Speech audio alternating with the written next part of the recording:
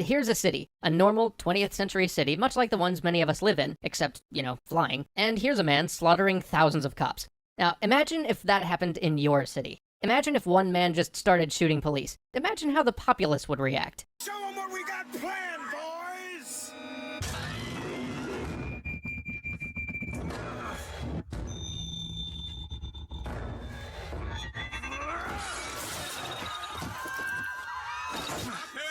Stop him! Imagine how the police would react. Everyone stay calm and lock your doors if you can. The prophet foresaw this day would come, and he is prepared. The answer is not in panic, but in prayer.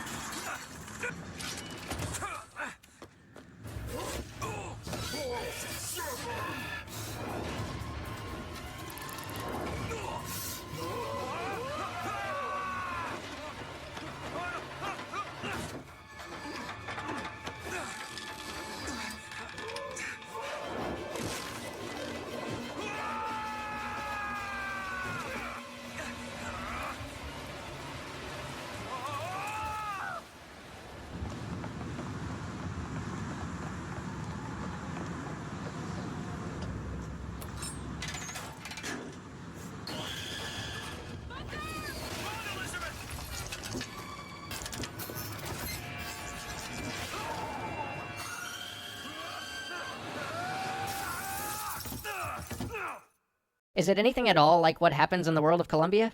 Of course not.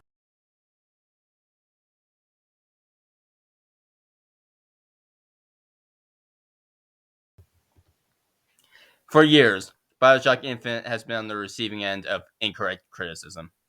Some of it can be written off as incompetence, while the rest of it is just the critics straight up lying. The purpose of this series is to expose the fallacious reasoning and factual errors. If you watch this and come out of it still disliking Bioshock Infinite, that's perfectly fine. I'm not interested in changing your preferences, only making you accept the truth. Now, you may be wondering why I'm starting the series with extra credits. It seems a cheap shot, no? Well, I'm not terribly comfortable with recording and editing videos just yet. So, I need to start with someone easy.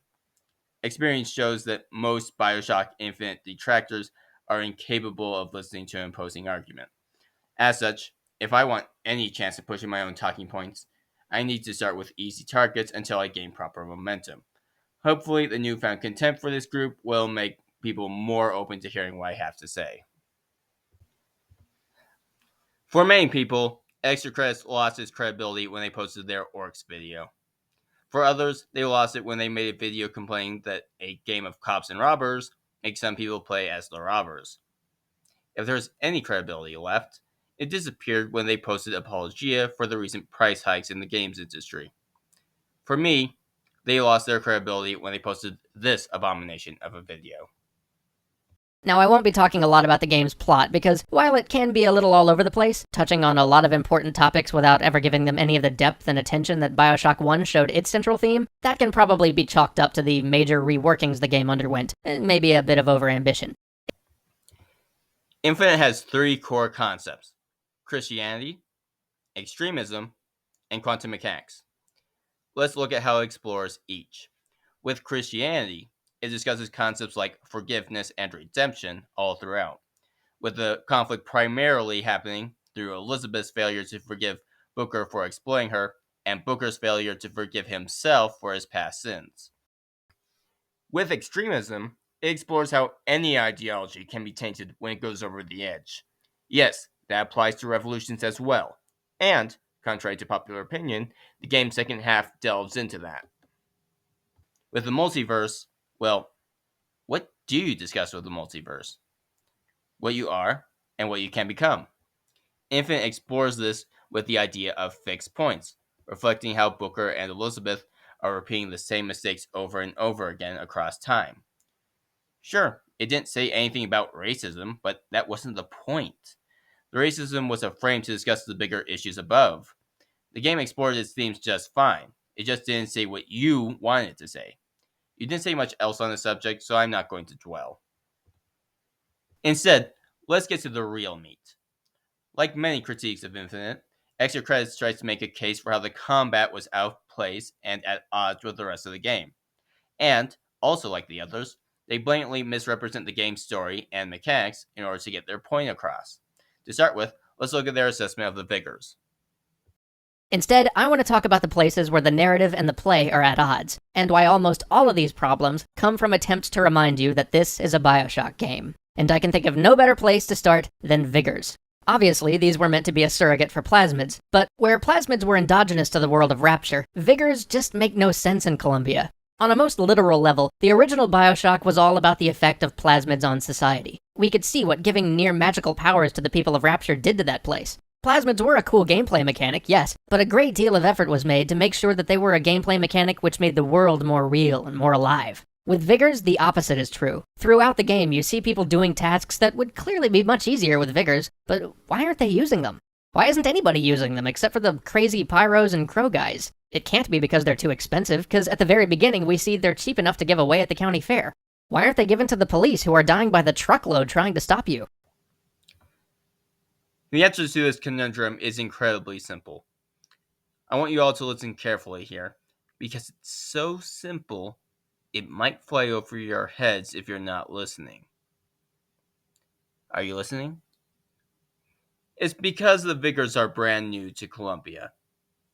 Yes, really. A comparison to Rapture is disingenuous, because by the time we arrive in Rapture, plasmids have been around for about a decade.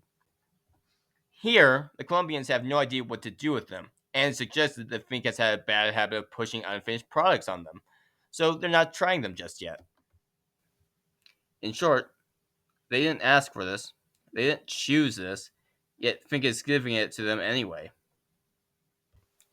Now you're probably wondering how I know this about the Vigors. It's very obvious. The first time we see the Vigors, they are put on display at the Columbia Fair and Raffle. In other words, a short event to demonstrate new technologies. This is a reference to the Columbia Fair, for which Columbia is not only named, but also originally presented in universe. Stressing the point further, there are 3 minigames that the player can partake in. 2 shooting galleries and a gallery for bucking bronco. At the former 2, you see other participants. With the latter, you are the only one who lines up. No one at the fair trusts them enough to try them out. But back to the timeline. Now, it's entirely possible that this event has been going on for a week before Boca's arrival, but I'm going to disprove that as a possibility. Why? Because this is all happening on July 6th, which is Colombia's Independence Day. This is celebrated all over the place and mentioned directly over PA. Blood on the streets. And worse is the insult. Because today is the day that marks our secession from the Sodom below. It's fairly likely that the event started on Colombia's Independence Day as opposed to starting earlier. In short, this is a new technology that no one knows what to do with or how to apply, so that lack of usage is perfectly natural. Why hasn't the creation of magical powers in a bottle had any impact on the society in this otherwise well-crafted world? It's because Vigors were shoehorned in service of the brand. Because, from Booker's point of view, the story goes over the course of 3 days. Admittedly, the third day is 6 months in the future, but we spend that day on the rooftop of Comstock House, chasing down Comstock's flagship, and fighting our way up to him. We aren't given any clear signs of Columbia at that point. That means 48 hours. I do not think it's unreasonable to accept that the Vigors, which people are afraid of testing for themselves, would go unused by the general populace for 48 hours, especially when you see no one testing it out at the gallery. Someone, somewhere in the design process, thought that you can't have Bioshock without plasmids because that's what Bioshock's all about. I think players are smarter than that, though. We can still know a Final Fantasy game is a Final Fantasy game without needing to have Cloud's sword in every single one of them, because in the end, it's not those familiar series trappings that define the series. You can pack your JRPG with all the chocobos, moogles, and Maroboros you want, but if that game doesn't have vibrant characters and an emotive story, then it utterly fails as a Final Fantasy game, and players know it. It's the same with Bioshock's magical plasmids and Vigors. That's part of the game's meta-commentary on the nature of sequels. You act as though it's falling into the sequel trap, but that's like saying that Cabin in the Woods is a generic horror movie. The game was deconstructing this start to finish. It's why the game's story constantly references the original Bioshock, and why Booker and Elizabeth appeared in Rapture at the end. It wasn't a bit of fan service, it was a punchline. This is all but stated directly in this scene.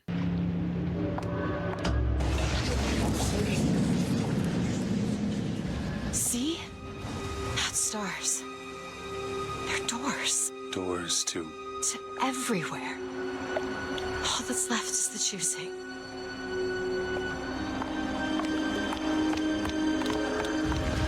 What are all these lighthouses? Why are we. Who are. There are a million worlds. All different and all similar. Constants and variables. What? There's always a lighthouse. There's always a man. There's always a city. How do you know this? I can see them through the doors. You, me, Columbia, Songbird.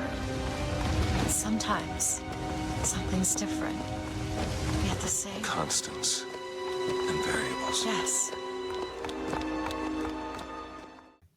For goodness sake, even Brentalfloss noted this in his Bioshock Infinite music video. When a musical comedian can analyze themes in a game better than professional games critics, something is wrong. But this isn't the only place it's done. The old scavenging mechanics feel very out of place in Columbia as well. The folks at Irrational even went out of their way in the beginning of the game to have an empty store with a sign that says, "You are on your honor," and a place where you can pay for anything you loot there. All in an attempt to rationalize just how strange looting is in this world. But then throughout the game, you just plunder everything. Looting as a mechanic makes complete sense in a fallen society like Rapture. The city's falling apart, the only surviving inhabitants are violent, plasmid-addled splicers, everyone's scrounging for resources to survive in the remains of this once great city. But Columbia is still a functional place. More than that, it's a prim and proper city, a society with decorum. Stealing everything you see makes no sense and takes away from your ability to simply explore the world, uninhibited by the need to see if there's maybe a piece of cake in that hatbox over there. I mean, how many times did you find yourself digging through a trash can right in front of the socially conscious citizens of Columbia? It doesn't really fit, does it? The one problem with this argument is that Infinite isn't a reality simulator. If that were the case, we would start off as a Colombian citizen, go to work, run errands in the market, then cry ourselves to sleep because our girlfriend left us for that jerk, Jared. But that's not the case here. We are playing as a broke war vet, doing a dirty job for a mysterious third party. To start with, Booker is so poor that his office is his apartment. His bed, messy and poorly made, is positioned next to his desk. It's very safe to say that Booker is no stranger to eating garbage just to get his next meal. Moreover, when Booker arrives in Columbia, he has no friends. At least, none that he knows of. He has no resources. Worse still, he is out as enemy number one almost immediately. Given his position, it is perfectly reasonable for Booker to dig in trash just to find something he can use. I understand your concern here. Really, I do. In a stable society, this behavior isn't normal. However, the world isn't the only factor here. You also have to consider the situation of the character walking through the world, and you shamelessly ignore that context here. If you want to analyze the nitty-gritty details of the mechanics to make sure that they make sense, fine. But you have to make sure you actually analyze them, not give this lazy, surface-level assessment. Though, what else can you expect from the same people who think that Phoenix Downs revived the dead? Sometimes a weird disconnect can occur if the plot and the gameplay conflict with each other. Consider games where characters can be revived during gameplay, but then they die in the plot line, and oh, awesome, my Phoenix Downs are worthless now. And I don't for a moment believe that with all of the brilliant people they have working at Irrational, no one could come up with a system to reward the player that fits better into this world than just reusing the system from the last one. But that's what we ended up with. Why? Again, to make it feel like Bioshock. To establish a brand so that every time we as consumers saw those mechanics, we would instantly know, oh, it's Bioshock. Plasmids and looting are apparently to Bioshock what square hamburgers are to Wendy's. But you know what disappointed me the most? The extent of the violence in Bioshock Infinite. Not the level of the violence, mind you. That first moment of violence in the game is probably the most extreme, and yet at the same time the most effective. That display of horrid violence has meaning. It rips away the veil of idyllic civility, and kicks us emotionally into understanding that we're now going to be exploring the darker side of the world we've entered. It's fantastic. This is violence used for a purpose. It's violence not simply for violence's sake. But then we hit the rest of the game, where we're just killing hundreds, if not thousands, of policemen. Because Infinite is an action-adventure story. Action-adventure stories, by their very nature, have lots of action set pieces. It's a standard of the genre. Games, typically being longer than movies, traditionally have more action scenes than movies. If you don't like it, that's fine. But you personally disliking it is not the same as it being bad.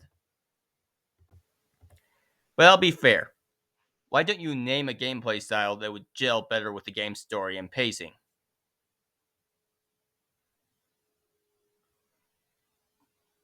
They don't list anything.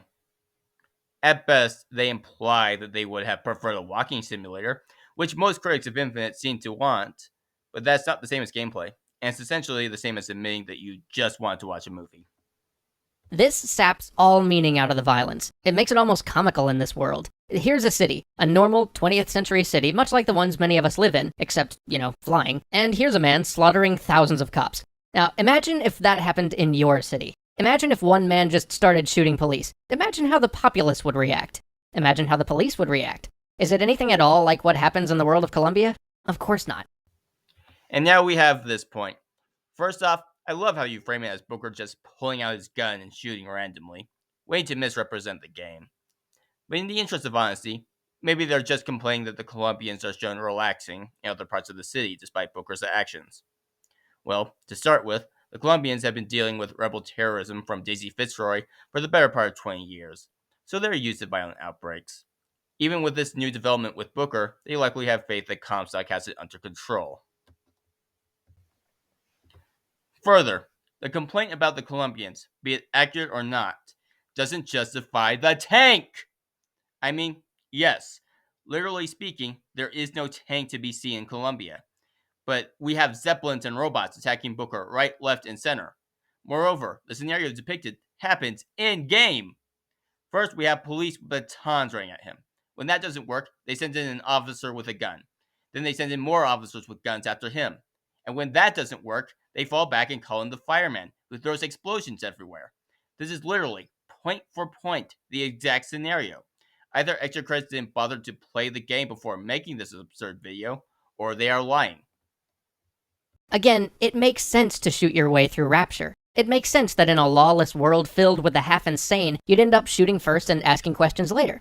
It makes sense in the individualist world of Rapture that no greater collaborative effort would occur to stop you. And it makes sense in a narrative about the power of the individual that a sole man could fight his way through the entire city. None of that really works in Infinite. Everyone is trying to stop Booker. They're just not successful.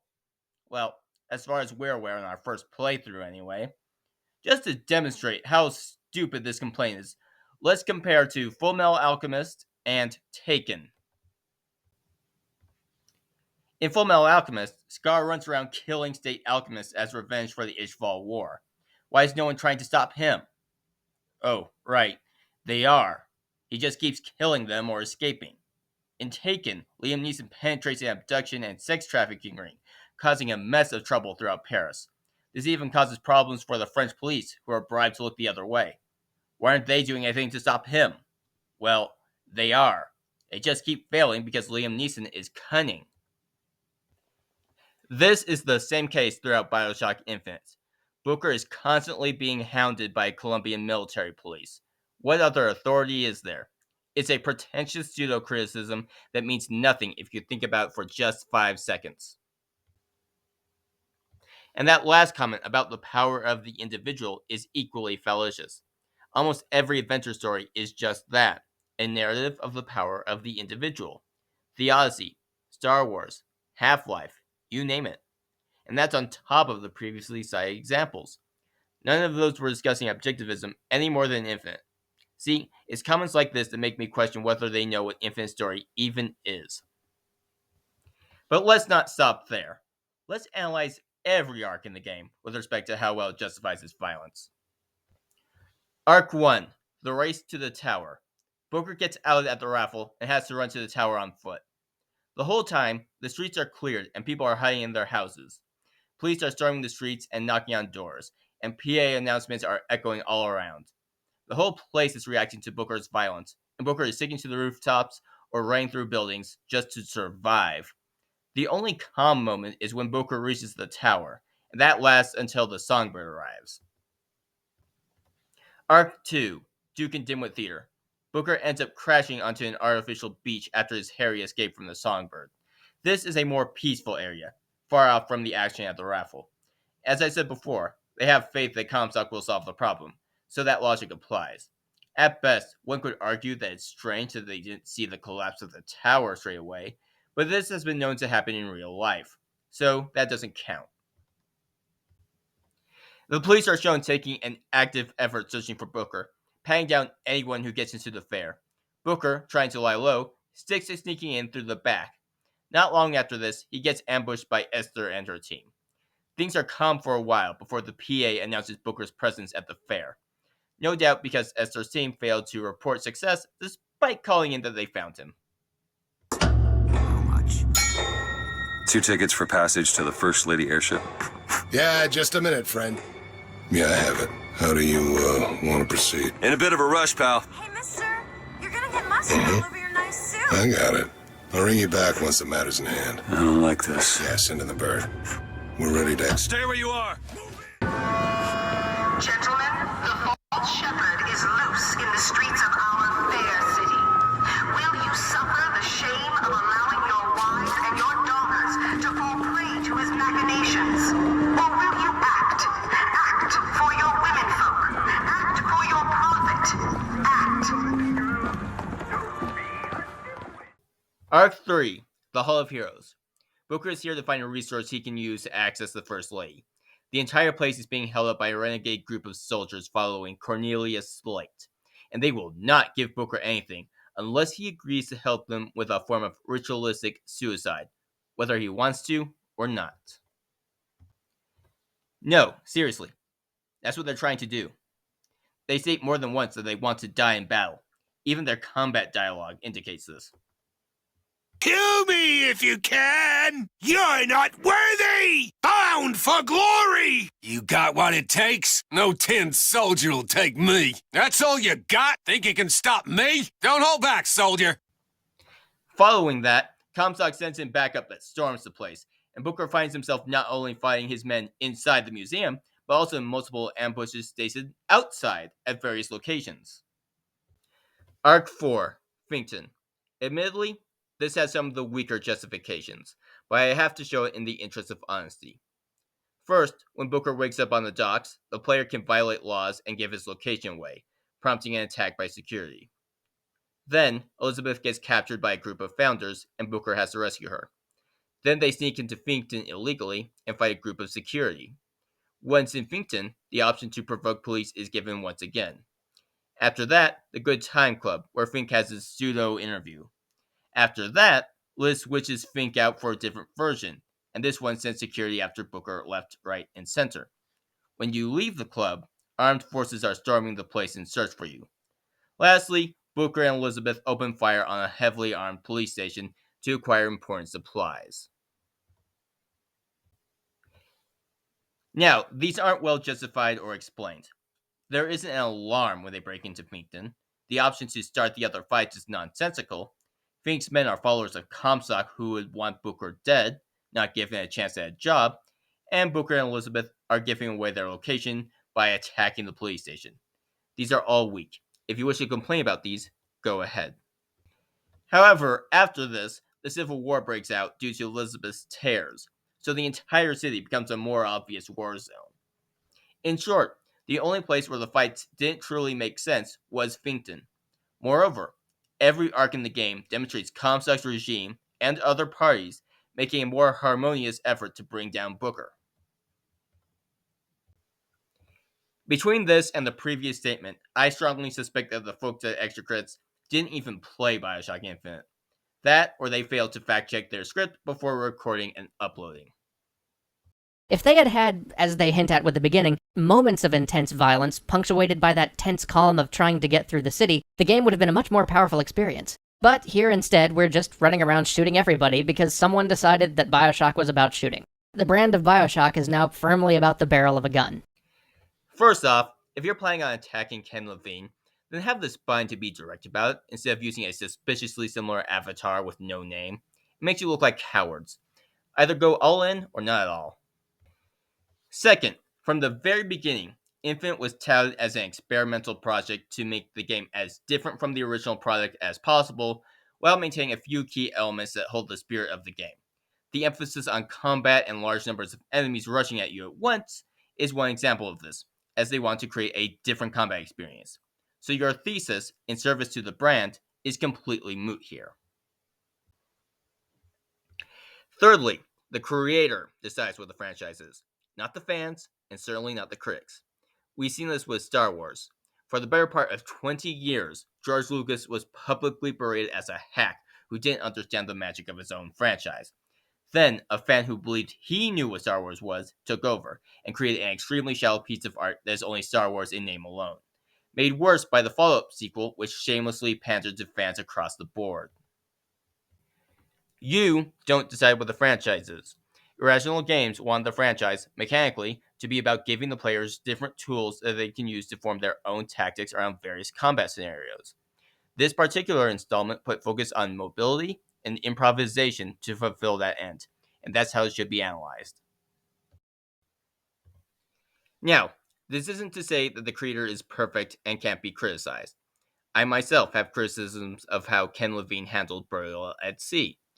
Rather, this is a conversation of what is objective and what is subjective. To quote George Lucas, it's the same as telling someone to paint their house green when they want to paint it white. If you see their painting as flawed, by all means point it out. However, you wanting it to be green is strictly preferential and isn't beneficial criticism. Please, developers, we know what pressure you're under. James has been through this sort of situation too, and we know this is a fight you can't always win. But your brand isn't about specific individual things. It's about the ethos, the idea behind the game, and why someone comes specifically to have the type of experience you're presenting. Think about it. Even Mario isn't the Mario brand. Imagine a dark, gritty Mario shooter where the plumber's on the wrong side of the law. That's not a Mario game, even though it has Mario, and probably jumping, and mushrooms, and Koopas. Just trust your players. They want to play the game you want to make, not to replay the game you already made. Be true to the spirit of your previous games, and we'll all stick with you, even if the mechanics change, or the characters, or even the name. That's the exact opposite of brand service now. Am I the only one seeing this? They've gone completely off their initial subject. I think the problem here isn't that Infinite was in service of the brand. The problem is that it went in a direction that the extra credits crowd didn't approve of, and they're trying to disguise their preference as objectivity. Bioshock Infinite received almost universal praise and high scores, but you'll notice the few critical lines in every review of Bioshock Infinite were about the combat. Even if reviewers couldn't articulate exactly what was wrong with it, almost every review I've read talked about how the combat was too long or too drawn out, or how they'd rather have gotten to explore the world some more. That feeling of dissonance created by chasing the brand undercut the brand, and undercut the experience. Yes. The favorite tactic of many a sloppy critic. Well, so many people agree with me. Surely that means something. No. No, it doesn't. Throughout history, so many people have been duped into believing things that were just incorrect. Let's just take a look at the modern day. I mentioned Star Wars before as an example of how fans don't always understand the art better than the artist. But there's more to it than that. For those past 2 decades, the internet was unanimous. The prequels were objectively bad. The hate for them was so strong and agreed upon that we got arguments like this. Why is the Republic trading with itself? When the sequels arrived, namely The Last Jedi, the internet started revisiting the prequels. Not only did we find that they were much better, but we found that many of the criticisms against them were quite poor. George Lucas completely and utterly finally ruined Star Wars forever by having Qui-Gon explain that the Force is microscopic organisms. The Force is not microscopic organisms, you dumb.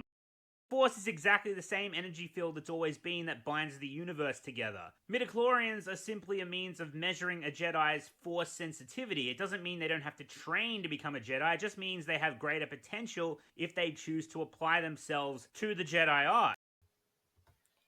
In other words, despite the internet collectively agreeing that these movies were objectively bad, the arguments levied against them were wrong more often than right. In short, the legitimacy of the popular opinion died with Star Wars. If that's all you have to back your flimsy points, then you have nothing. So, even though it's really unlikely, it is our highest hope that this video helps one of you out there to convince someone to let you make a better game, even if on the surface that game may not seem to totally fit with your conception of your brand. Thank you for watching, we'll see you all next week. The feeling is mutual. I hope that this video inspires games journalists to actually play the games they critique, or at least fact check their arguments before committing them to video. And that's it for Extra Credits. I hope this video has been enlightening for you. With any luck, one of you just realized that you have been lied to. Let me assure you, this is just the beginning. As I said before, the purpose of this series is to create an honest dialogue around this game for once, as opposed to the shameless lies it has experienced since 2013. See you all next time.